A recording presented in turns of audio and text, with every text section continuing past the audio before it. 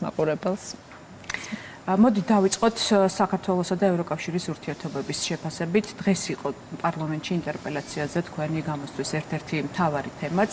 რა ეტაპზეა კომუნიკაცია ევროკავშირთან? თქვენ დღეს თქვით, რომ 9 ნაბიჯი აღარ არის აქტუალური. რა არის ის ახალი მთავარი საგზაო რუკა, რომელთაც უნდა მოხდეს დიალოგის აღდგენა ევროკავშირთან? დღეს ნამდვილად ბევრი ვისაუბრეთ საქართველოსა და ევროკავშირის შორის ურთიერთობებზე, იმ გამოწვევებზე, რაც დგას ჩვენს ურთიერთობებში, რეალურად პოლიტიკური დიალოგის არ ქონის პირობებში, მაშინ როდესაც ოფიციალური ბრიუსელის მხრიდან მიღებულია გადაწყვეტილება, რომ საქართველოსთან შეწყდეს პოლიტიკური დიალოგი, ხო და რაღაც ამ რეჟიმში უკვე წელიწადზე მეტია საქართველოს უწევს გარკვეული ურთიერთობების წარმატება. რაც ერთის მხრივ არის, რა თქმა უნდა, ბრიუსელის გადაწყვეტილება, მეორეს მხრივ, რა თქმა უნდა, არსებობს რეალობა, რომელ რეალობაში საქართველო ავითარებს ურთიერთობებს ორმხრივი მიმართულებით სხვადასხვა ქვეყნებთან, მათ შორის ევროკავშირის წევრ ქვეყნებთან, რაც ძალიან მნიშვნელოვანია ჩვენი ქვეყნისთვის და ასევე მნიშვნელოვანია ევროპისთვის, პული ინტერესების გათვალისწინებით. დღეს ზოგადად გლობალურად მიმდინარე პროცესების ფონზე ძალიან ხშირად იკვეთება თუნდაც ევროპის საჭიროებები, თუნდაც საქართველოს შესაძლებლობები, ჩვენი რეგიონის შესაძლებლობები და დინამიკა, რომელსაც ჩვენ ხედავთ თუნდაც ცენტრალური აზიის ქვეყნებში და ხშირად საუბრობენ ამაზე. ამ ყველაფრის ფონზე, რა თქმა უნდა, საკმაოდ არასწორად ჩანს ბრიუსელის ასეთი დამოკიდებულება საქართველოსთან მიმართებაში. ჩვენ დღეს ბევრი ვისაუბრე სამართლიანია თუ უსამართლოა ეს დამოკიდებულება და ჩვენ ვთვლით, რომ სრულიად უსამართლოა ასეთი დამოკიდებულება საქართველოსთან და მეორეს მხრივ გარდა იმისა, რომ უსამართლოა, აქ რა თქმა უნდა არსებობს ობიექტური საჭიროებები, თუ რატომ უნდა იყოს დიალოგი საქართველოსა და ევროკავშირის შორის. ჩვენ რა თქმა უნდა გვაქვს სხვადასხვა შესაძლებლობები, რომლის დროსაც ხდება ევროკავშირის წევრი ქვეყნების წარმომადგენლებთან შეხვედრები და გვაქვს მსჯელობა სხვადასხვა საკითხზე და ერთმნიშვნელოვნად შეიძლება ვთქვათ, რომ ამ მიდგომას ძალიან ბევრი დღეს არიზიარებს და უფრო ნაკლები მომხრე ყავს ამ იდეას, რაც გულისხმობს საქართველოსთან დიალოგის შეწყვეტას და რომელსაც ერთგვარად ატარებს ბრიუსელის ბიუროკრატიული ხაზი და უფრო მეტი ადამიანი ფიქრობს, რომ აუცილებელია საქართველოსთან დიალოგი, აუცილებელია საქართველოსთან იყოს კომუნიკაცია, კავშირი და ერთი რამ რაც უნდა ითქვას, რომ ამ პერიოდში გარკვეულწილად ბუნებრივია დაზიანდა საქართველოს ევროკავშირის ურთიერთობები, ის ფუნდამენტი, რაზედაც ჩვენ ხშირად საუბრობთ ხოლმე და ამ შემთხვევაში ასოცირების შეთანხმებას გულისხმობ. დღეს ამაზეც ბევრი ვისაუბრეთ. ჩვენ გვაქვს დიალოგის განსაზღვრული ჩარჩო, არსებობს გარკვეული ფორმატები, რომლის ფარგლებშიც ჩვენი ევროკავშირთან თანამშრომლობ და ბუნებრივია ამ დიალოგის შეჩერების პროცესში, მაშინ როდესაც არ არის დიალოგი სხვადასხვა მიმართულებით, რა თქმა უნდა, გარკვეული ღია ადგილები ჩდება თუ როგორ ხედავს ევროკავშირი და თუ როგორ ხედავთ ჩვენ გარკვეული მიმართულებებით თანამშრომლობის განვითარებას. ეს რა თქმა უნდა ჩვენ ვერცზე გავლენას მოვახდენთ და ვერც გადაწყვეტილებას შევაცვლევინებთ, ეს თავად უნდა მიიღონ ევროკავშირის წევრმა ქვეყნებმა ეს გადაწყვეტილება. მე იმედი მაქვს, რომ გარკვეულ ეტაპზე მომწიფდება ეს მოსაზრება და უფრო მეტად არარელევანტური გახდება ეს ერთგვარი გაბუტვის პოლიტიკა ბრიუსელის მხრიდან, რაც არაფრის მომტანია ევროპისთვის, არაფრის მომტანია ევროპული ინტერესებისთვის, გამომდინარე იქიდან, რომ დღეს რეგიონში, უფრო ფართო რეგიონში მიმდინარე პროცესების ფონზე კიდევ უფრო მეტად ჩანს საქართველოს საჭიროება. რაღაც ეტაპზე მე მახსოვს იყვნენ ჩვენთანაც პოლიტიკოსები, რომელთაც სასაცილოდ არ ყოფნიდათ, რაში უნდა ჭირდებოდეს ევროკავშირი საქართველო და დღეს ნამდვილად ჩანს თუ რაში და რატომ არის საქართველოს საჭირო ჩვენი რეგიონისთვის, ფართო რეგიონისთვის, ევროპის რეგიონისთვის და ეს არ არის მხოლოდ და მხოლოდ დაკავშირებადობა და მხოლოდ და მხოლოდ გზა, ეს უფრო მეტია, ვიდრე მხოლოდ გზა და რა თქმა უნდა, ამას ჭირდება პოლიტიკური დიალოგის წარმართვა და დიალოგის არსებობა. ამაზე გქონდა დღეს საუბარი და მე იმედი მაქვს, რომ რაღაც მომენტში ეს გადაწყვეტილება და ეს მოსაზრება უფრო მეტად იქნება, ასე ვთქვათ, ბრიუსელისთვის მისაღები თუ რელევანტური, რომ ამ მიმართულებით დაიწყოს ფიქრი ბრიუსელმა და გარკვეული ნაბიჯები გადაიდგას იმისათვის, რომ წინაპირობა და ეს გარკვეული ნაბიჯები რა შეიძლება იყოს? ესეთ რა არის დიალოგის წინაპირობაც და უცნაურია, ხა ამას ვიცი რომ ბრიუსელში ეძებენ ამ გზებს გარკვეული რაღაც წინაპირობები დათქვან იმისთვის საუბარს და დიალოგს არაფერი უდგას წინ. და შეუძლებელია რაღაც წინაპირობები დათქვა იმისათვის, რომ მე რომ შენ დაგელაპარაკო, ამისთვის რაღაც უნდა გაკეთდეს. ეს ესე არ არის. ჩვენ უბრალოდ საუბრობთ საერთო საჭიროებებზე, საერთო აუცილებლობაზე, რაც დგას უფრო მეტად დღეს ევროპის წინაშე და აქ უკვე საუბარი არის მარტივ რაღაცაზე, ხო?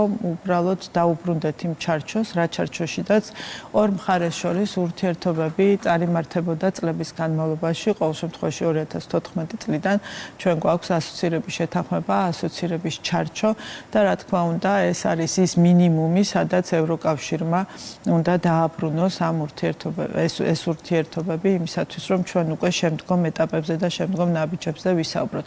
ახლა თქვენ ახსენეთ, ჩვენ დღეს 9 ნაბიჯზეც ვისაუბრეთ, იყო ამ საკითხზე კითხვა დასმული. 9 ნაბიჯიდან ძალიან ბევრი რაღაც გაკეთდა, რაღაც უბრალოდ არარელევანტურია დროის მოცემულობიდან გამომდინარე, რაღაც უბრალოდ მოძველდა და რა თქმა უნდა, ხა დღეს იმაზე საუბარი, რომ 9 ნაბიჯი არის ის წინაპირობები, რამაც შეიძლება რაიმე განსაზღვრელი მნიშვნელოვანი როლი ითამაშოს ამ ურთიერთობებში, ალბათ არასწორი იქნებოდა.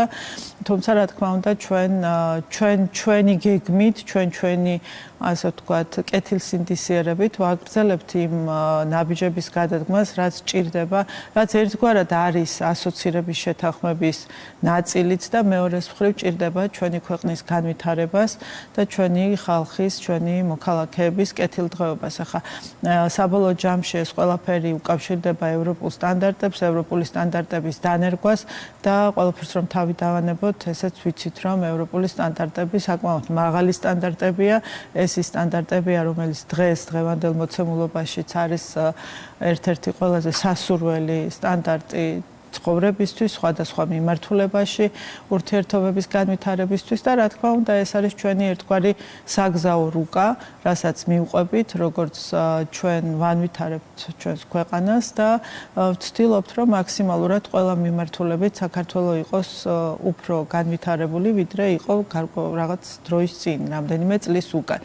და ეს ჩანს კიდეც მუდმივად, როდესაც ჩვენ ვხედავთ ქვეყნდება სხვადასხვა კვლევები, სხვადასხვა რეიტინგები, ეს იკვეთება აისახება ყველგან. ანუ ის ძალისხმევა, რომელიც ჩვენმა ხელისუფლებამ გასწია ბოლო წლების განმავლობაში, ეს არსად დაკარგულა, ვერ დაიკარგება, რაც არ უნდა გვაკრიტიკონ, რაც არ უნდა ორმაგი სტანდარტებით მიუდგნენ საქართველოს, როგორი კრიტიკული თვალითაც არ უნდა შემოვხედონ და შეგვაფასონ, ფაქტი დარჩება ფაქტად, რეალობა დარჩება რეალობად. ეს არის ის, რაც აისახება ჩვენს ქვეყანაზე, ჩვენს ყოველდღიურ ცხოვრებაზეც და რა თქმა უნდა, ეს პროგრესი შეუძლებელია, რომ ვერ დაინახოს ვინმემ, რაც პირველ რიგში ჩვენი ქვეყნის კეთილდღეობისთვის არის მნიშვნელოვანი და შემდგომ უკვე რა თქმა უნდა, ეხმარება ან დაეხმარება ევროინტეგრაციის პროცესს, როცა ის დაუბრუნდება თავის ჩარჩოებს. აი სულ რამდენიმე დღე რჩება 20 აპრილს ლუქსემბურგში არის დაგეგმილი ევროკავშირის საგარეო საქმეთა მინისტრების შეხვედრა, რომელზეც ერთ-ერთი თემა, როგორც ვიცით, იქნება საქართველო. რას ელოდებით თქვენ ამ შეხვედრიდან? აი რა გზავნილები გაჟღერდება, როგორ ფიქრობთ საქართველოს? რთულია ახლა მოლოდინი გქონდეს რაღაც განსაკუთრებული ევროკავშირის საბჭოს მომდევნო შეხვედრიდან. ჩვენ არაერთხელ ვიხილეთ, რომ მსგავსი ტიპის შეხვედრები ძირითადად გამოიყენება ხოლმე რაღაც კომენტარების გასაკეთებლად კონკრეტული პოლიტიკოსების მხრიდან. და საქართველოს გასაკრიტიკებლად ან წუხილის გამოსახატად ძირითადად რომ საქართველოს არასწორი გზით ვითარდება. თუმცა ამანაც ერთგვარად დაკარგა ფასი. ჩვენ უკვე ძალიან კარგად ვიცით, რისთვის იყენებენ კონკრეტული პოლიტიკოსები ამ მიკროფონს, როდესაც ისინი შედიან ხოლმე ევროკავშირის საბჭოს შეხვედრებზე. თუმცა თავად საბჭოს ფარგლებში ხარ რთულია წინასწარ ვთქვათ, რაზე იქნება მსჯელობა, როგორ განვითარდება, რა პოზიციებს და დააფიქსირებენ წევრი ქვეყნები, თუმცა ერთი რამ ცხადია, რომ ნაკლებია, ასე ვთქვათ, სურვილი, რომ ისევ იმ რეჟიმში დარჩეს საქართველოსთან ურთიერთობები და უფრო მეტი ჩემი კოლეგისგან მესმის მე მოსაზრება, რომ აუცილებლად უნდა დავუბრუნდეთ დიალოგის ჩარჩოს და აუცილებლად საქართველოსთან ურთიერთობებში უნდა რაღაც ნაბიჯები გადაიდგას და უნდა მოიძებნოს გზა იმისათვის, რომ დაბრუნდეს დიალოგი. ამ შემთხვევაში ძალიან მარტივია, ჩვენი მხრიდან აქ არანაირი დაბრკოლება არ არსებობს. საქართველო არ არის ის ქვეყანა, რომელმაც ოდესმე უარი თქვა ევროკავშირთან დიალოგზე. ეს სრული სიცრუეა, დღესაც ამაზე იყო საუბარი, რომ თითქოს საქართველომ შეწყვიტა რაღაც და თითქოს საქართველო არის დასაბრუნებული ევროკავშირის გზაზე. ეს ასე ნამდვილად არ არის, ეს არის უბრალოდ რაღაც სრულ რიტორიკა, რომელსაც ძალიან ხშირად იყენებენ ხოლმე საქართველოსთან მიმართებაში. ჩვენ არსად წავსულვართ. ჩვენ ვართ აქ, ჩვენ დებთ ჩვენს ძალისხმევას ქვეყნის განვითარებაში, რაც მიგვაჩნია, რომ ასევე გამოადგება ევროინტეგრაციის პროცესს, ასევე გამოადგება ქვეყნის ეკონომიკურ განვითარებას, ჩვენი საზოგადოებისთვის უკეთესი ცხოვრების პირობების შექმნას, რისთვისაც ბუნებრივია ჩვენ გვჭირდება ევროკავშირი და რისთვისაც წარმოგვიდგენია ჩვენი ქვეყნის ევროკავშირში ინტეგრაცია. ხო მარტივია. ჩვენ გვსურს, რომ ჩვენი ქვეყნისთვის შევქმნათ სტაბილური და უსაფრთხო განვითარების ჩარჩო, გარემო და ერთგვარად ვიყოთ იმ ქოლგის ქვეშ, სადაც ჩვენ ნაკლები გვექნება საფრთხეები, ნაკლები საფრთხის წინაშე დადგება ჩვენი ქვეყანა და უფრო მეტი შესაძლებლობები გვექნება და სწორედ ამიტომ და ამ კონტექსტში ვსაუბრობთ ჩვენ ევროკავშირში ინტეგრაციაზე და ამ შესაძლებლობებზე. ნახოთ, როგორი იქნება ამ შემთხვევაში ლუქსემბურგის შეხვედრა. იქ საუბარი სამხრეთ კავკასიას შეეხება, სამხრეთ კავკასიის მნიშვნელობა დღეს ცალსახად ძალიან დიდია. სანამ მაგაზე გადავალთ, ბოდიში გაგაწყვეტინებთ, თქვენ ახსენეთ გაბუტვის პოლიტიკა, ხო, დღესაც და პარლამენტშიც და აქაც გაიმეორეთ. არსებობს თუ არა შანსი, რომ თქვათ ეს გაბუტვის პოლიტიკის გადახედვა ერთგვარად, ან რაღაცნაირი შეცვლილი ტონი მოვისმინოთ ჩვენ 21-ში. შანსი ყველაფრის არსებობს, ხა ჩვენ თუ დააკვირდებით ბოლო შეხვედრებსაც იქ ერთგვაროვანი არ იყო აზრები, რომელიც ფიქსირდებოდა საქართველოსთან დაკავშირებით და ეს ტონის ცვლილება უკვე დიდი ხანია შეიმჩნევა. ქვეყნების მიხედვით შეიძლება მიხვდეთ და განსაზღვროთ თუ როგორ იცვლება დინამიკა. რა თქმა უნდა, არიან ქვეყნები, რომლებიც ძალიან ჯიუტად დგანან კრიტიკის, ასე ვთქვათ, ხაზზე და პოზიციაზე და არიან ქვეყნები, რომლებიც ძალიან კარგად აცნობიერებენ, რომ ასეთი დამოკიდებულება საქართველოსთან დამაზიანებელია და პირველ რიგში დამაზიანებელია, რა თქმა უნდა, ევროპის ინტერესებისთვის და ისინი უფრო ხშირად საუბრობენ დიალოგის აუცილებლობაზე და იმ საჭიროებაზე, რომ საქართველოსთან არ იყოს საქართველოზე მსჯელობა საქართველოს გარეშე. ეს არაერთხელ მომისმენია ჩემი კოლეგებისგან და უფრო მეტი ადამიანი, უფრო მეტი პოლიტიკოსი ემხრობა ამ აზრს და ვნახოთ როგორი იქნება. კონტექსტი ახსენეთ თქვენ სამხრეთ კავკასიის რეგიონის კონტექსტში, ვიცით რომ სომხეთ აზერბაიჯანის ურთიერთობები განიხილება, ასევე ერევანში ევროპის პოლიტიკური კომიტეტის სამიტი საქართველოს აი ამ სამხრეთ კავკასიის რეგიონის ფორმატში განიხილება ხომ ლუქსემბურგში, როგორც ვიცით. აი ხომ არ ნიშნავს ეს, რომ ევროკავშირი რეგიონის მიმართ ახალ სამხრეთ კავკასიურ კონტექსტს იყენებს და თქვათ საქართველოს ინტეგრაციაც განიხილება სომხეთთან და თქვათ რეგიონულ დინამიკასთან ერთად. ახლა ესე რომ შევხედოთ, სამხრეთ კავკასიის კონტექსტი ყოველთვის იყო ევროკავშირში და ყოველთვის იყო საქართველოს ამ კონტექსტის ნაწილი. ესეც ჩვენი გეოგრაფიული მოცემულობა და გეოპოლიტიკური მოცემულობა ეს ამ მცირე პატარა ზომის რეგიონში, რომელსაც სამხრეთ კავკასიას უწოდებთ, ვართ სამი ქვეყანა, საქართველო, აზერბაიჯანი, სომხეთის რესპუბლიკა და რა თქმა უნდა ამ კონტექსტში ევროკავშირისთვისაც სამხრეთ კავკასიის რეგიონი ეს ახალი მოცემულობა არ არის. ხო, ყოველთვის აქ ვიყავით და ევროკავშირის მხრიდან სამხრეთ კავკასიასთან ურთიერთობები როგორ გითხრათ, ხა ევროპარლამენტში მაგალითად ყოველთვის არსებობდა ჯგუფი, რომელიც მუშაობდა სამხრეთ კავკასიაზე. არასდროს არ ყოფილა, რომ საქართველოზე ცალკე დელეგაციას ემუშავა, სომხეთზე ცალკე დელეგაციას და აზერბაიჯანზე ცალკე დელეგაციას. ანუ ეს არაფერი ახალი აქ არ ხდება, ეს ასე იყო ყოველთვის და ასე გრძელდება. უბრალოდ სამხრეთ კავკასიას შეიძლება ითქვას, რომ ახალი მნიშვნელობა ენიჭება და სამხრეთ კავკასიასთან ურთიერთობას და უფრო კარგად ჩდება და გარდაუვალია უკვე იმის დანახვა, თუ რა მნიშვნელობა აქვს ამ რეგიონს ევროკავშირისთვის. თუ აქამდე უფრო სხვა კუთხიდან თუ სხვა პერსპექტივიდან ხდებოდა სამხრეთ კავკასიის რეგიონთან ურთიერთობები და ევროკავშირის პოლიტიკის განსაზღვრა, დღეს უკვე ცხადია, რომ ეს არის რეგიონი, რომელიც ასიცოცხლოდ ჭირდება თავად ევროკავშირს საკუთარი უსაფრთხოებისა და საკუთარი კეთილდღეობისთვის. და რა თქმა უნდა, ამ კონტექსტში სხვა მნიშვნელობას იძენს სომხეთთან, საქართველოსთან, აზერბაიჯანთან ურთიერთობები და იმედი მაქვს, რომ გარკვეულ რაციონალურ ჩარჩოებში იქნება განხილვები და უფრო რეალისტური იქნება ის მიდგომები, რომელსაც ევროკავშირი გამოიყენებს სამხრეთ კავკასიის ქვეყნებთან. აი ამ კონტექსტში საინტერესო იყო ალბათ სომხეთის პრემიერ-მინისტრის განცხადებაც ევროპარლამენტში გაკეთებული, როდესაც მან ფაქტობრივად ესეთი რამე თქვა, რომ საქართველოსა და ევროკავშირის შორის პოლიტიკური დიალოგის გაყინვა არის ერთ-ერთი პრობლემა სომხეთისთვის ევროინტეგრაციის გზაზე. ხო ნახეთ, ახლა საქართველოს ყოველთვის ჰქონდა ძალიან მკვეთრად გამოხატული საგარეო პოლიტიკური კურსი სამი სამხრეთ კავკასიის ქვეყნიდან, ხო? ამ სამიდან საქართველო ყოველთვის იყო და არის ის ქვეყანა, რომელსაც აქვს ძალიან ცალსახად განსაზღვრული ევროპული ინტეგრაციის კურსი. ეს არ არის ჩვენთვის ახალი, ეს წლების განმავლობაში ასე იყო, რომ ყველაფერს აკეთებდა საქართველო იმისათვის, რომ ევროინტეგრაციის კურსს მიყოლოდა და ჩვენ ვიყავით ის, ვინც აკაკუნებდა ევროკავშირის კარზე, ჩვენ ვიყავით ის, ვინც ცდილობდა, რომ სამხრეთ კავკასიის კონტექსტიდან თუნდაც ევროკავშირის ეს რაღაც შენელებული პოლიტიკა თუ რაღაც მოზომილი პოლიტიკა პირიქით გაერღვია და რაღაცნაირად ჩვენ ყოფილიყავით მეტროშეები თუნდაც ევროკავშირთან ურთიერთობებში. ახლა აზერბაიჯანს თავისი პოლიტიკური კურსი ჰქონდა, ეს არასდროს არ ყოფილა ევროკავშირში ინტეგრაციის კურსი, სომხეთს ჰქონდა თავისი პოლიტიკური კურსი, რომელიც 2014 წელს ჩვენ კარგად გვახსოვს ყველას, როგორ დასრულდა ასოცირების შეთანხმებებზე მოლაპარაკებები და მაშინ რა არჩევანი გააკეთა სომხეთმა, მოუწია გააკეთა ფაქტია რომ გააკეთა და დღეს როგორ იცვლება ერთგვარად დინამიკა, თუმცა იმასაც ხედავთ როგორ განცხადებებს აკეთებს სომხეთის ხელისუფლება.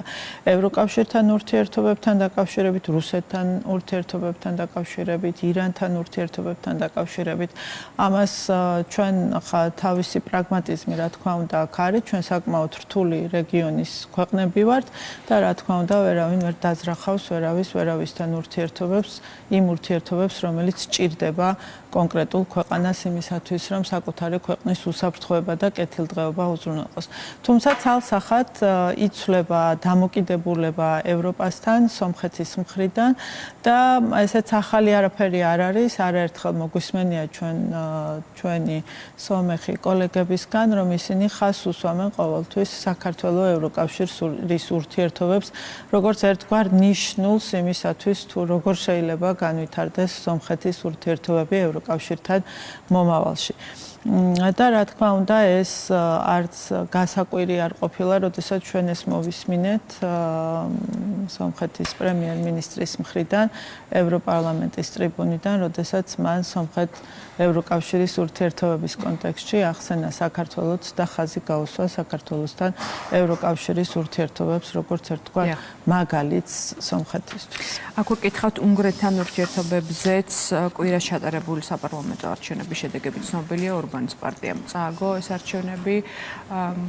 აი სიახლე რა გავლენას მოახდენს საქართველოს-უნგრეთის ურთიერთობებზე და ასევე იმის გათვალისწინებით, რომ უნგრეთი იყო საქართველოს ხელისუფლების აქტიური მხარდამჭერი ევროკავშირის შიგნით, აი ეს საქართველოს დაცვის პოლიტიკა თვითონ ევროკავშირის პოლიტიკურ დიალოგებში, აი როგორ შეაფასებთ ამას?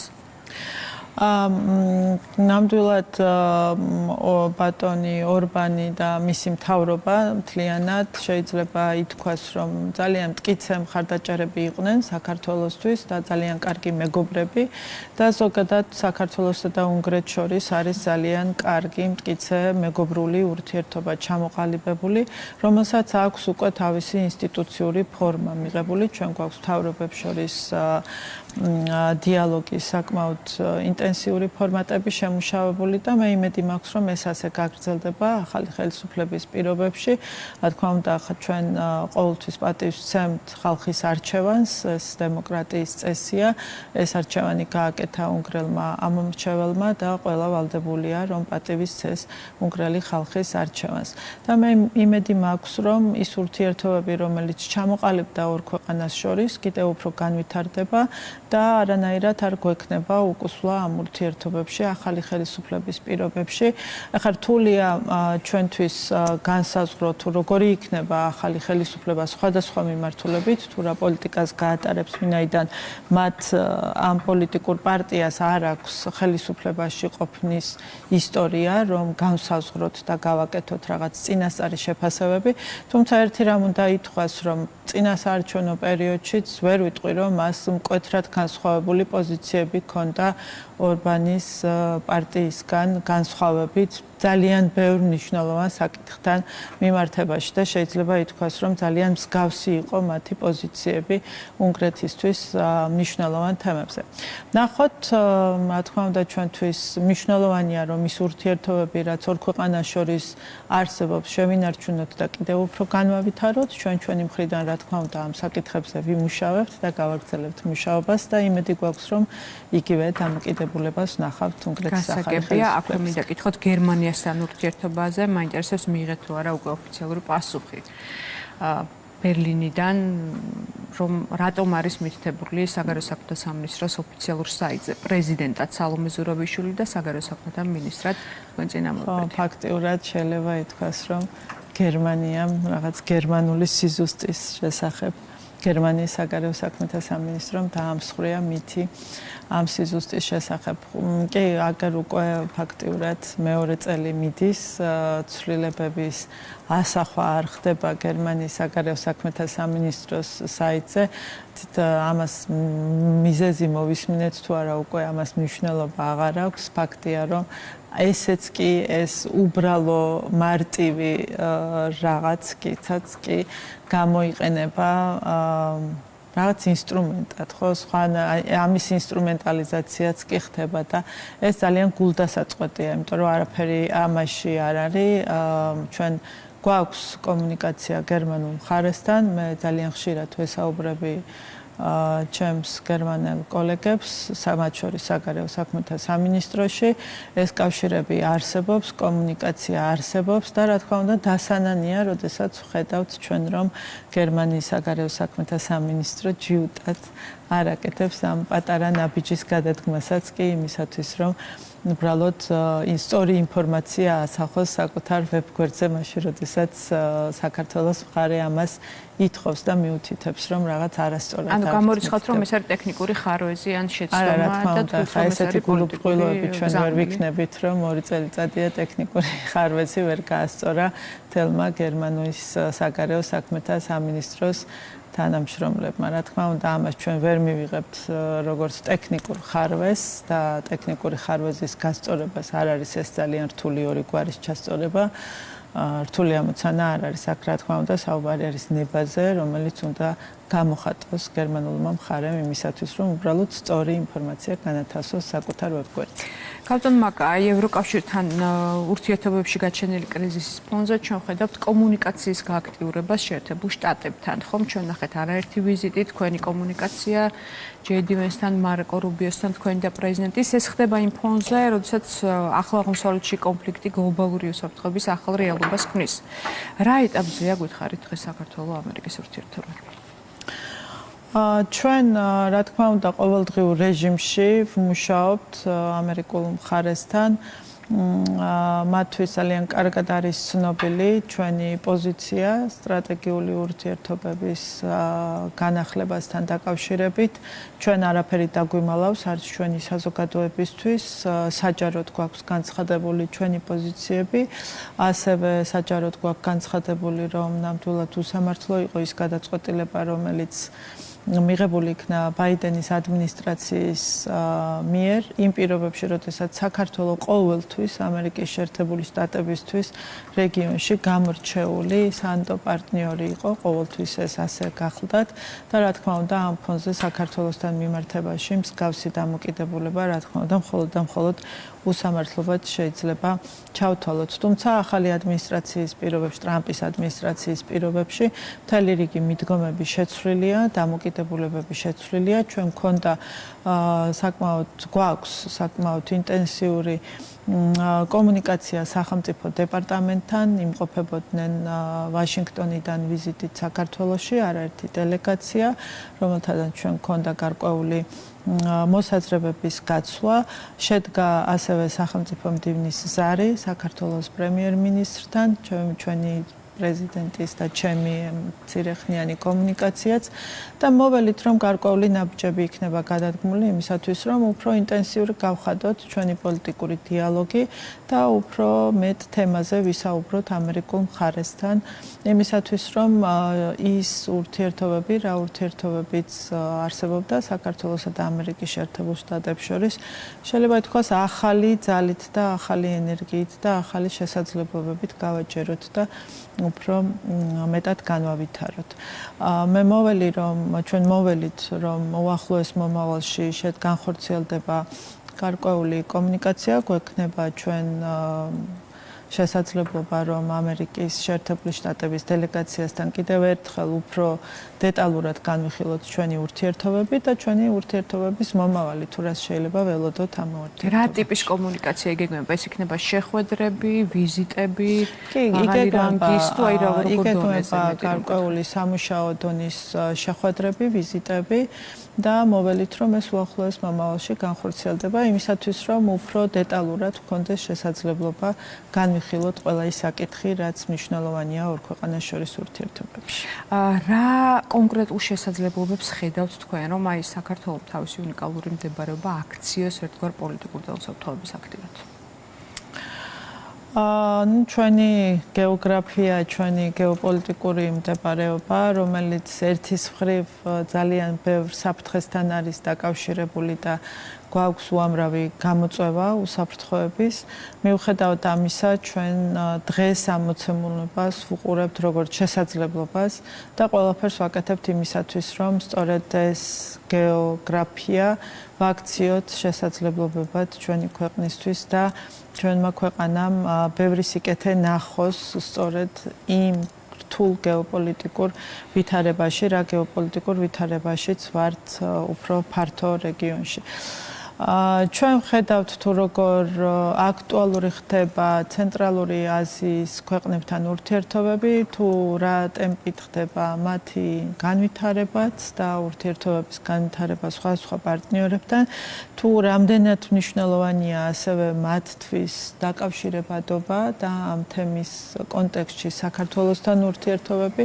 სულ ცოტა ხნის წინ საქართველოში იმყოფებოდა ყაზახეთის საგარეო საქმეთა მინისტრი, გასულ წელს საქართველოში ასევე იმყოფებოდა უზბეკეთის საგარეო საქმეთა მინისტრი, სულ ახლოს მომავალში ვგეგმავთ ასევე ვიზიტებს ცენტრალური აზიის სხვა სახელმწიფოებშიც.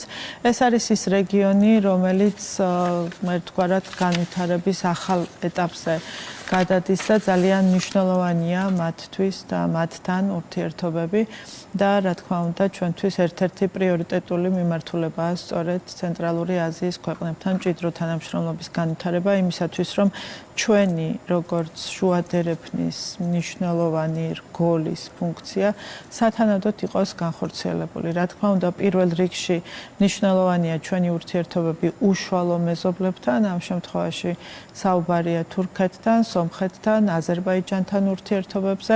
სამივე ქვეყანასთან საქართველოს აქვს ძალიან კარგი სტრატეგიულ დონეზე აყვანილი ურთიერთობები.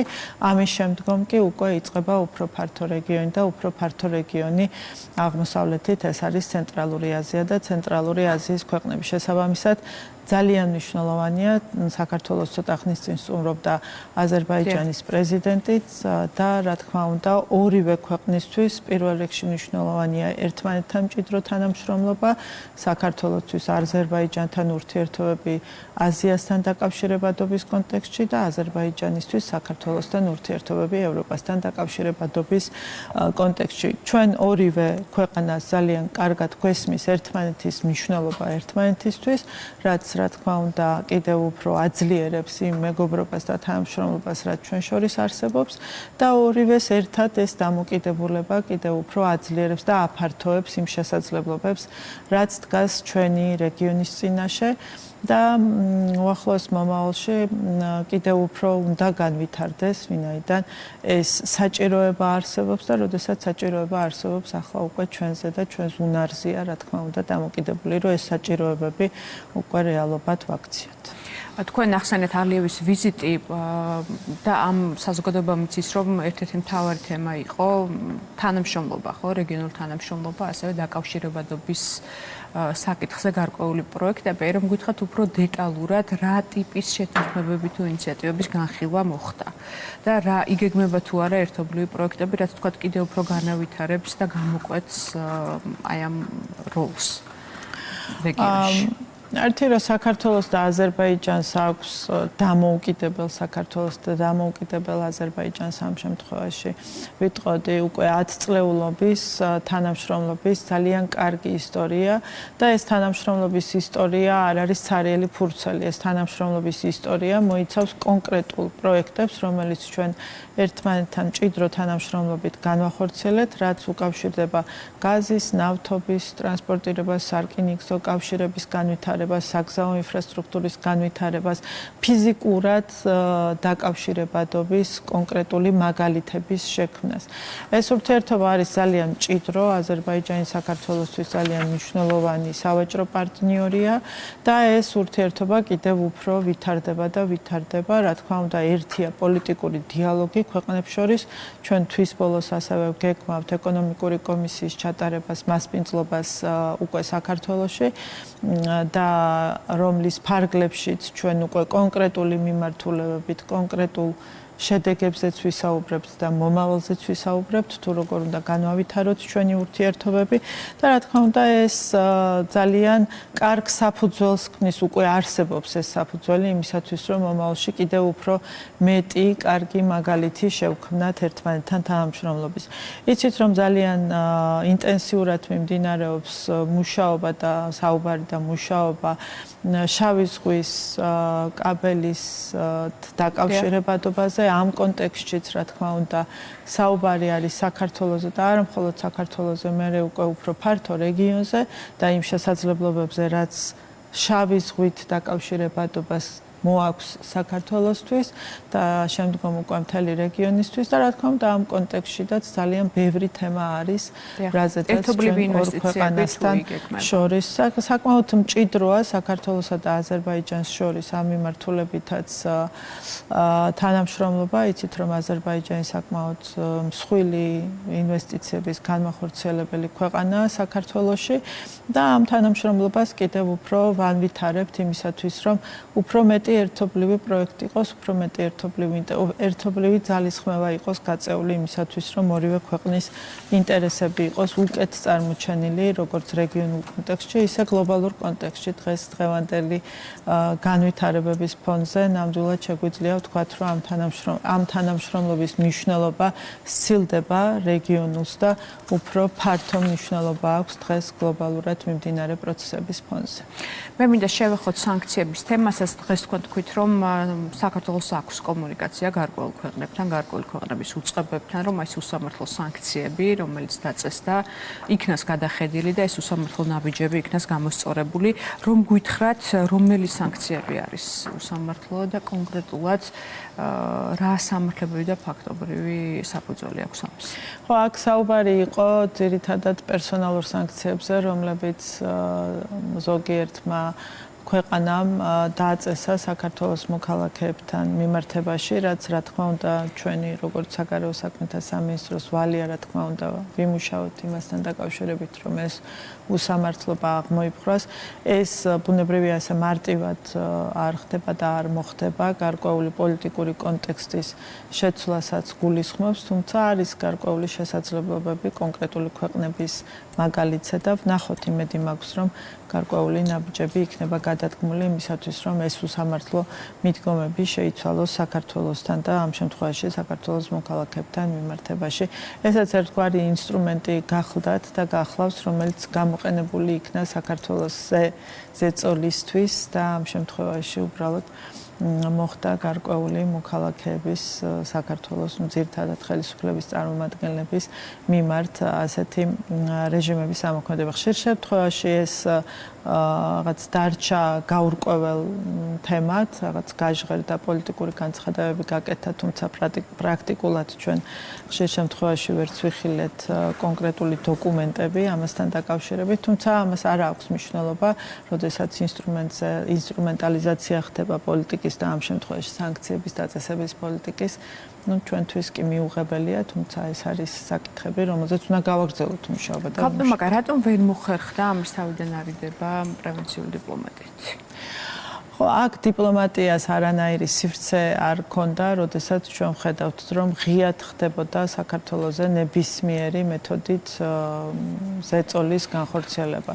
ჩვენ იმდენი უსამართლო დამოკიდებულება ვნახეთ და იმდენი გაუგონარი რამ იქნა გამოყენებული საქართველოსთან მიმართებაში, რომ აქ უკვე პერსონალური სანქციები ეს არაფერი გასაკვირი ამაში აღარ არის, რომ ესეც გამოიყენეს. ჩვენ ვნახეთ მუქარები ზოგადად სავიზო რეჟიმის გაუქმებასთან დაკავშირებით, ისიც ვნახეთ, რომ დიპლომატიური პასპორტების მფლობელებისთვის უვიზო მიმოსვლა ევროკავშირის მხრიდან შეაჩერეს. 1000 სხვადასხვა მეთოდი იქნა გამოყენებული იმისათვის, რომ ქართულ საზოგადოებაზე მოეხდინათ გარკვეული ზეწოლა და ერთგვარი შანტაჟის ფორმაა ესეც, თუმცა ჩემში მხოლოდ და მხოლოდ სიამაყის გრძნობას იწვევს, როდესაც უყურებ იმ სიმტკიცეს, რაც არის საქართველოს ხელისუფლებაში, რაც არის თუნდაც იმ ადამიანებში, რომელთა მიმართაც გამოყენებული იქნა მსგავსი ზომები და რა თქმა უნდა ეს მხოლოდ და მხოლოდ გვაძლიერებს და აძლიერებს იმ აზრს და იმ იდეას, რისთვისაც ჩვენ ვიღებთ ამ დარტყმას და ეს არის ის, რომ ჩვენ ვიცავთ ჩვენი ქვეყნის ეროვნულ ინტერესებს, ჩვენ ვიცავთ ჩვენი ქვეყნის უსაფრთხოებას და პირველ რიგში რაც ჩვენ გვატარდებს, ეს არის ჩვენ ქვეყანაში სტაბილური გარემოს შენარჩუნება. დღეს თქვენ პარლამენტში ისაუბრეთ იმის შესახებაც, რომ საქართველო იცავს სანქციებს, რომელიც რუსეთის წინააღმდეგ დაწესდა უკრაინაში ომის დაწყების შემდეგ. მოიყვანეთ ასევე სტატისტიკა, ხომ სანქცირებული ტვირთის გაბრუნების შესახებ, რატომ არის მუდმივად ბრალდებების თემა ეს საქართველოს წინააღმდეგ, როგორია თქვენი შეფასება?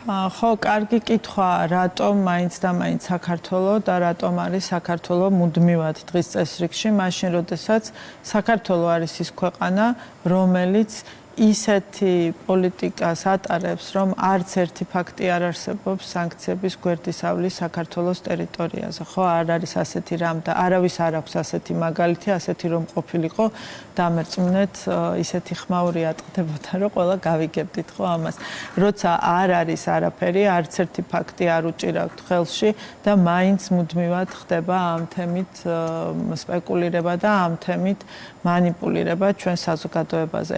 იწერება კვლევები უსაფუძვლო, საერთოდ აბსოლუტურად არანაირი საფუძვლით, იწერება სტატიები, მზადდება რეპორტაჟები და ეს სხვათა შორის ხდება თუ კარგად დააკვირდებით, საიდან დაიწყო ამ ყველაფერზე საუბარი.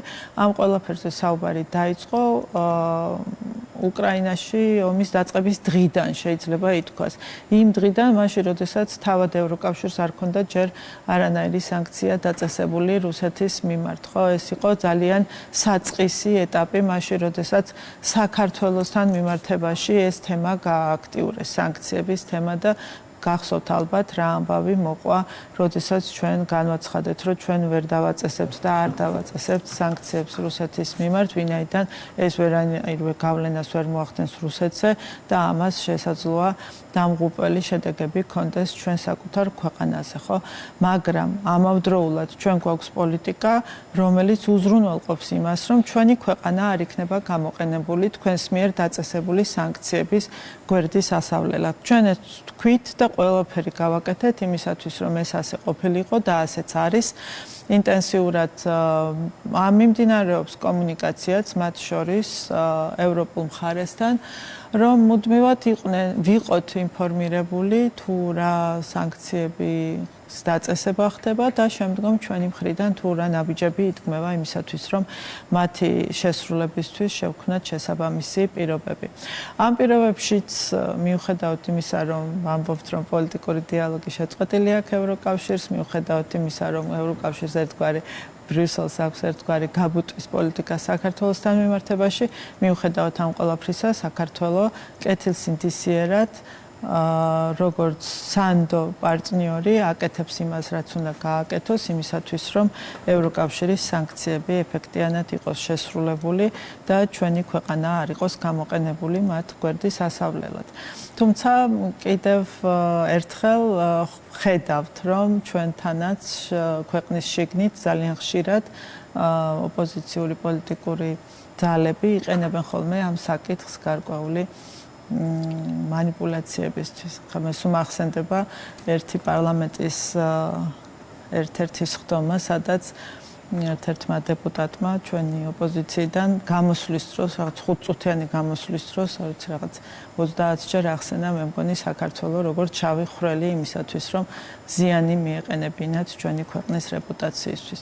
რთულია, როდესაც ასეთ პირობებში გიწევს მუშაობა და არსებობა, მაგრამ ჩვენი მოვალეობები გვაქვს და ჩვენი პასუხი. ეხლა ელოდებით რომ თქვათ ეს ნარატივი ისევ გაგრძელდება თქვათ მუხარები ევროკავშირის მხარეს. ნუ რა გითხრათ, რთულია განსაზღვრო თუ რას მოიფიქრებენ ახალს. თქვენ ნახეთ რომ და საკმაოდ სერიოზული დარტყმა განახორციელეს ყულევის სპორტთან დაკავშირებით, მაშინ როდესაც სრულიად უსამართლოდ ყულევის სპორტის დასანქცირების იდეა მოუვიდა ვიღაცას თავში და დაწერა ქაღალდზე და შესთავაზა ევროკავშირის მხარეს, რომ სანქციები დაეწესებინათ ყულევის სპორტისთვის იმ პირობებში, როდესაც არანაირი საფუძველი არ არსებობდა ამისათვის და ჩვენ საკმაოდ ინტენსიურად ვიმუშავეთ ევროპულ მხარესთან იმისათვის, რომ ყველა საჭირო დოკუმენტი თუ ყველა საჭირო მასალა წარგვედგინა იმისათვის, რომ თუ კი რამე კითხვა არსებობდა,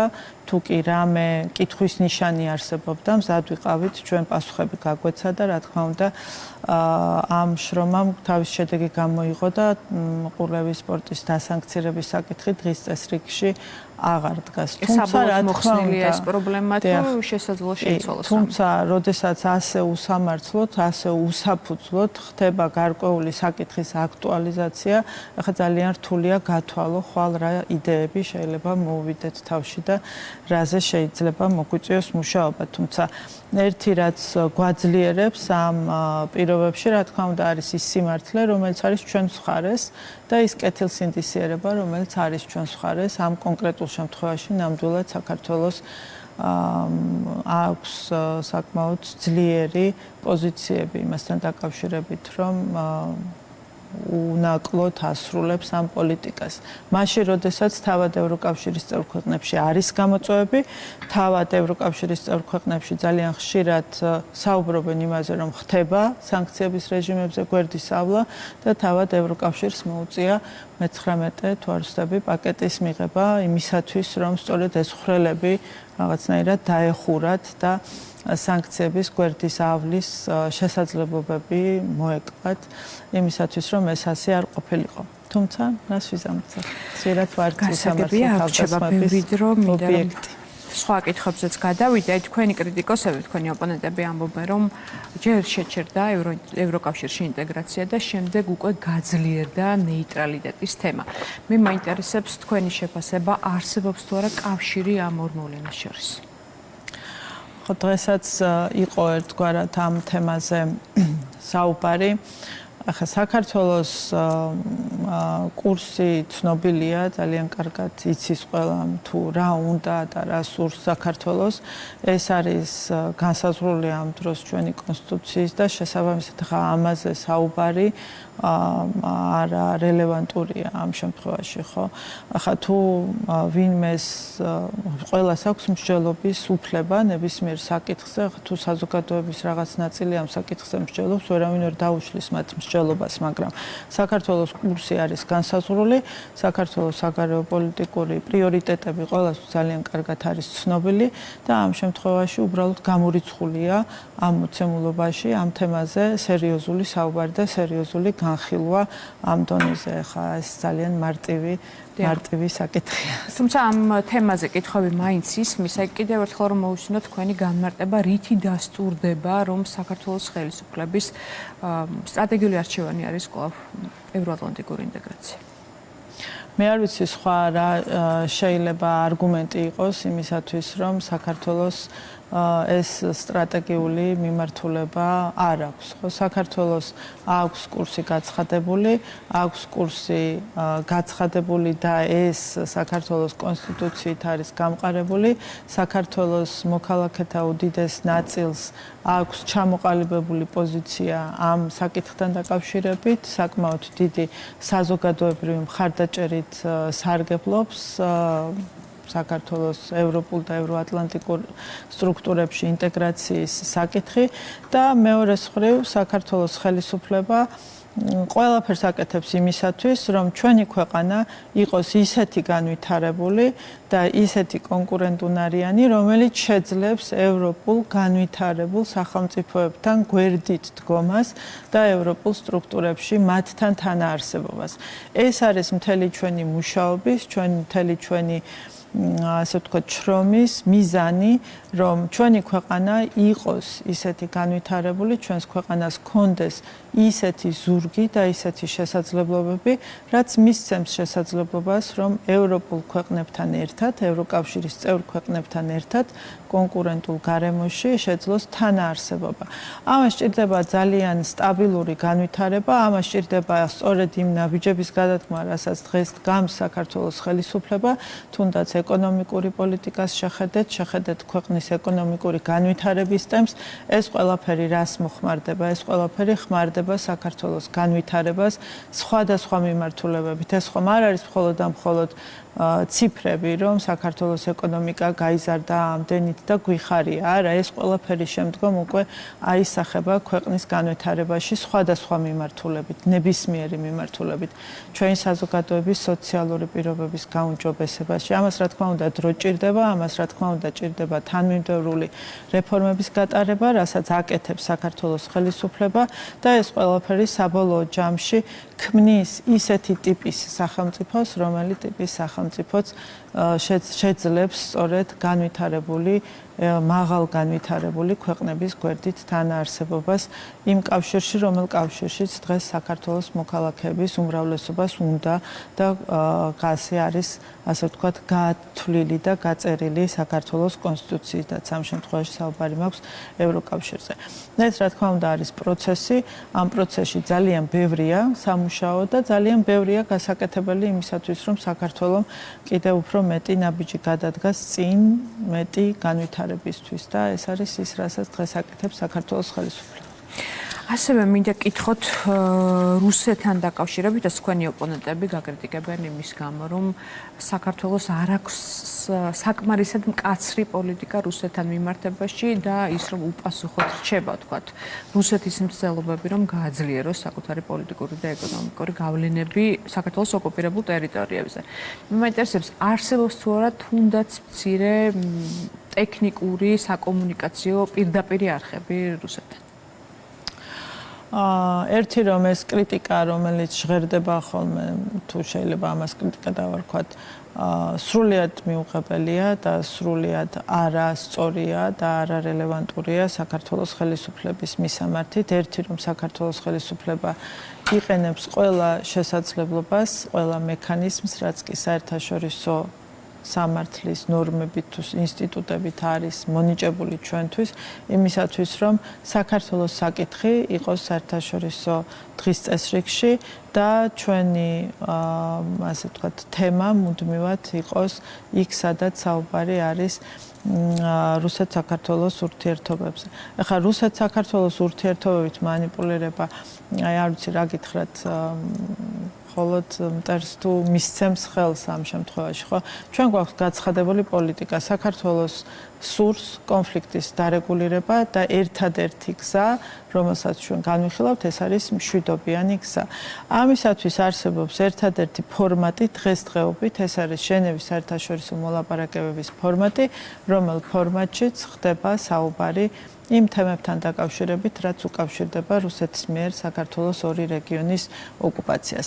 ახლა რამდენად წარმატებულია ეს ფორმატი, ეს სხვა საკითხია, ახლა ამდენი წლის განმავლობაში რა პროგრესი მივაღწიეთ თუ არ მივაღწიეთ, ეს სხვა საკითხია, თუმცა დღევანდელ მოცემულობაში ამაზე უკეთესი შესაძლებლობა საქართველოს არ აქვს, რომ აწარმოოს მოლაპარაკებები რუსეთის მხარესთან ყველა საერთაშორისო აქტორის მონაწილეობით და თან დასწრებით. ხო, ეს არის ის, რაც დღეს ჩვენ რუსეთთან გვაქვს. სხვა ყველამ კარგად იცის, რომ საქართველოს არ აქვს დიპლომატიური ურთიერთობები რუსეთთან, შესაბამისად ჩვენი ურთიერთობები შვეიცარიული ხაზის გავლით, გამოყენებით ხორციელდება. ეს ასე არის უკვე წლებია და რა თქმა უნდა, იმ პირობებში, როდესაც მთავარი პრობლემა და მთავარი საფუძველი დიპლომატიური ურთიერთობების არარსებობის კვლავ აქტუალურია, რა თქმა უნდა, სხვაგვარ ურთიერთობებზე წარმოუდგენელია საქმე. აი, როდესაც ჟენევის დისკუსიებზე საუბრობთ, თვლით თუ არა, რომ სჭირდება განახლება ამ ფორმატს, ან სჯელობთ თუ არა ამ საკითხზე?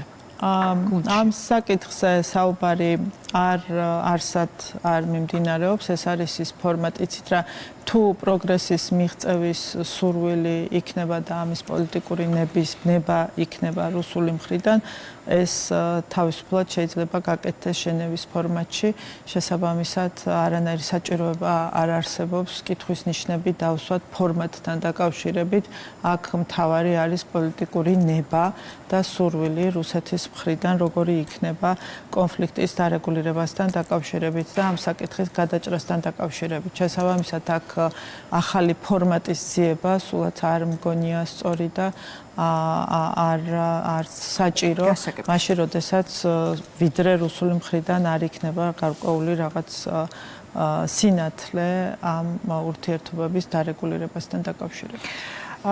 დასასრულს უახლოვდება ჩვენი გადაცემა და მინდა რომ შევაჯამოთ, თქვენი საუბრეთ არაერთ საკითხზე, მაგრამ მინდა რომ საბოლოოდ შევაჯამოთ და დაგიშვათ ასეთ კითხვას. აი, არსებული გეოპოლიტიკური ცვლილებების, კონფლიქტების, უსაფრთხოების ახალი გამოწვევების ფონზე რა არის უახლოეს პერიოდში საქართველოს საგარეო პოლიტიკის მთავარი ამოცანა? საქართველოს საგარეო პოლიტიკის მთავარი ამოცანა ამ მოცემულობაში და არა მხოლოდ ამ მოცემულობაში არის ჩვენი ქვეყნის უსაფრთხო განვითარების პირობების დაცვა, შექმნა და იმგვარად განვითარება და წარმართვა საგარეო პოლიტიკის, რომ ჩვენი ქვეყანა დაცული იყოს და უსაფრთხო განვითარების შესაძლებლობა ჰქონდეს. საკმაოდ სერიოზული გამოწვევების პირობებში გვიწევს მუშაობა, მოქმედება ჩვენს რეგიონში ისე ვითარდება მოვლენები, რაც ყოველდღიურ რეჟიმში, რა თქმა უნდა, მოითხოვს ძალიან მოზომილი საგარეო პოლიტიკის გატარებას და პირველ რიგში ეს არის ჩვენი ქვეყნის უსაფრთხოების დაცვა, ჩვენი ქვეყნის სტაბილურობის დაცვა და ეს ყველაფერი უკვე ქმნის იმ წინაპირობას, რაც სჭირდება ქვეყნის ეკონომიკურ განვითარებას, ქვეყნის კეთილდღეობას და შემდგომ უკვე ყველა იმ რეფორმის თუ ნაბიჯის გადადგმას, რეფორმის გატარებას თუ იმ იმ ნაბიჯის გადადგმას, რაც ჩვენი ქვეყნის უფრო მეტად განვითარებას სჭირდება. შესაბამისად, ჩვენი საგარეო პოლიტიკაც სწორედ აქეთ არის მიმართული, რომ იმგვარად განვავითაროთ კავშირები და ურთიერთობები, რაც სჭირდება პირველ რიგში ჩვენი ქვეყნის უსაფრთხოებას და შემდგომ უკვე რა თქმა უნდა კეთილდღეობას. დიდი მადლობა გადაცემაში სტუმრობისთვის. ვისმენთ საქართველოს საგარეო საქმეთა მინისტრს, საუბრობდით ქვეყნის საგარეო პოლიტიკის მთავარ მიმართულებებზე და გამოწვევებზე. ასეთი იყო დღევანდელი დღე, ღამის კურიერი, ჩვენ გემშვიდობებით მომავალ ოთხშაბათამდე. მადლობა რომ გვიყურეთ, ნახვამდის.